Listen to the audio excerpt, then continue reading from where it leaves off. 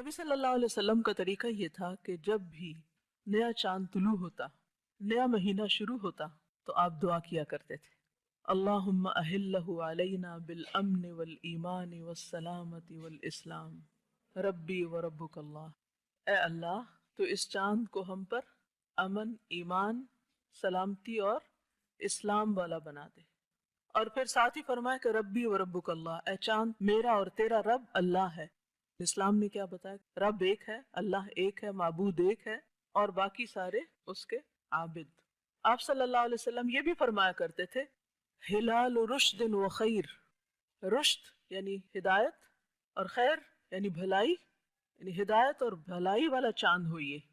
तो हम भी इस महीने के आगाज पर अपने लिए यही दुआ मांगते हैं और नए साल के आगाज पर भी यही दुआ मांगते हैं कि या रब, तू हमें इस साल में अमन, ईमान, सलामती, इस्लाम, रुश्द, खैर नसीब फरमा।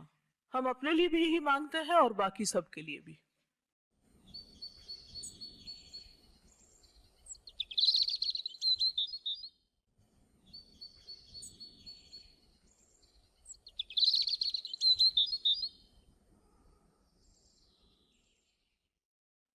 मुहर्रमुल हराम को अल्लाह सुब्हानहू तआला ने अपना महीना कहा है।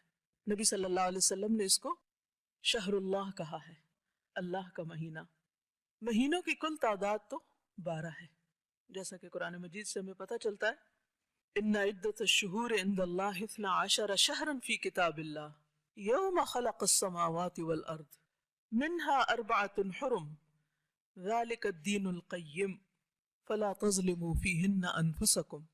महीनों की तादाद, महीनों की गिनती अल्लाह के नजदीक जिस दिन से उसने आसमानों और जमीन को पैदा किया है, अल्लाह की किताब में 12 महीने हैं और इनमें से 4 महीनों को उसने हुर्मत वाला बनाया, जिनमें से एक रजब और 3 मुसलसल दुल्कादा, दुल्हज्जा और मुहर्रम। और ये 4 महीने जिन्हें हुर्मत वाले करार दिया, इनके पीछे भी एक खास गरज है और उनमें से खुसूसी तौर पर मुहर्रम को मुहर्रम और फिर साथ अल हराम कहा गया, यानी बहुत ही हुर्मत वाला। मुहर्रम का लफ्सी माना होता है ममनू, हराम किया गया, मुकद्दस, अजमत वाला, लायक एहतराम। दूसरे लफ्जों में ये एक ऐसा महीना है जिसमें हर ऐसे काम से जो फितना फसाद और अमन आमा की खराबी का बायस हो, उससे बिलखुसूस मना किया गया है। और इसमें आपस में लड़ाई झगड़ा करना, जुल्म व ज्यादती करना, नाफरमानी के काम करके अपनी जानों पे जुल्म करना, इनसे मना किया गया है।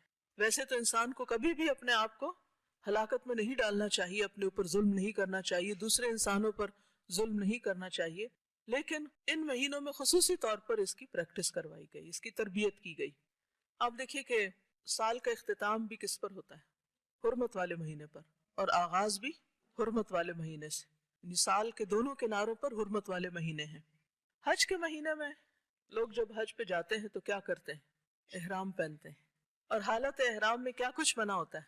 अल हज्जु अशहुरुम मालूमात फमन फरद फीहिन्नल हज्ज फला रफसा वला फुसूका वला जिदाल फिल हज। यानी एहराम पहन के फुसूक, जिदाल सख्ती से मना। जिस माशरे के अंदर जिन लोगों के दरमियान 2 चीजें खत्म हो जाएं, गुनाह और आपस का लड़ाई झगड़ा, तो वो माशरा कैसा माशरा होगा? अगर किसी घर के अंदर से ये 2 चीजें निकल जाएं तो वो घर कैसा घर बन जाएगा? अमन वाला। इसी तरह किसी शहर से, किसी मुल्क से जब ये 2 चीजें निकल जाती हैं तो वहां पर अमन अमान हो जाता है।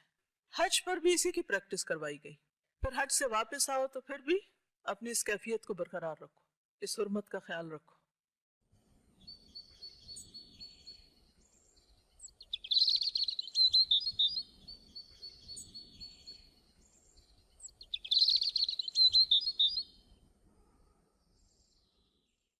अल्हम्दुलिल्लाह, अल्लाह का एहसान है, अल्लाह की रहमत है कि उसने एक बार फिर हमें एक नए साल में दाखिल किया है, यानी इस्लामी हिजरी कैलेंडर का नया साल और उसका पहला महीना जो मुहर्रमुल हराम के नाम से पहचाना जाता है।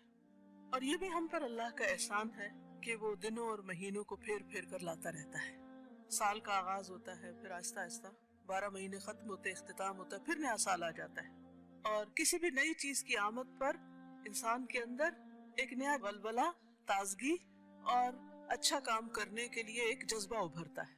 تو ہر نئے سال میں ایک نئی عادت تو اختیار کرنی چاہیے نا، ایک غلط عادت تو چھوڑنی چاہیے اور اپنا محاسبہ خود کرنا چاہیے. وَلْتَنْظُرْ نَفْسٌ مَّا قَدَّمَتْ لِغَدٍ. اپنے لیے سوچیں میں نے اپنی کل کے لیے کیا کیا ہے، اپنی آخرت کے لیے کیا کیا ہے. کیسے سوچیں؟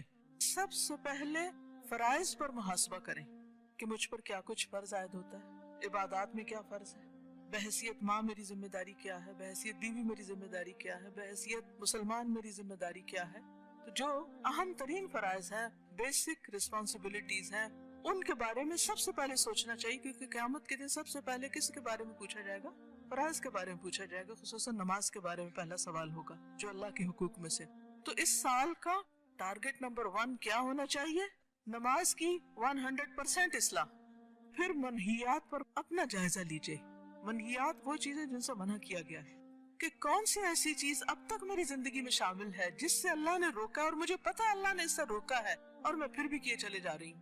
اگر سب کچھ بیک وقت چھوڑنے کی ہمت صلاحیت نہیں تو کم از کم 1 یا 2 چیزیں ضرور مارک کر لیجئے کہ میں نے ہر قیمت ان کو چھوڑنا ہے. مثلا اگر آپ کو بہت زیادہ باتیں کرنے کی عادت اور آپ کو پتا ہے اس سے وقت ضائع ہوتا ہے، اس کو دیکھ لیجئے.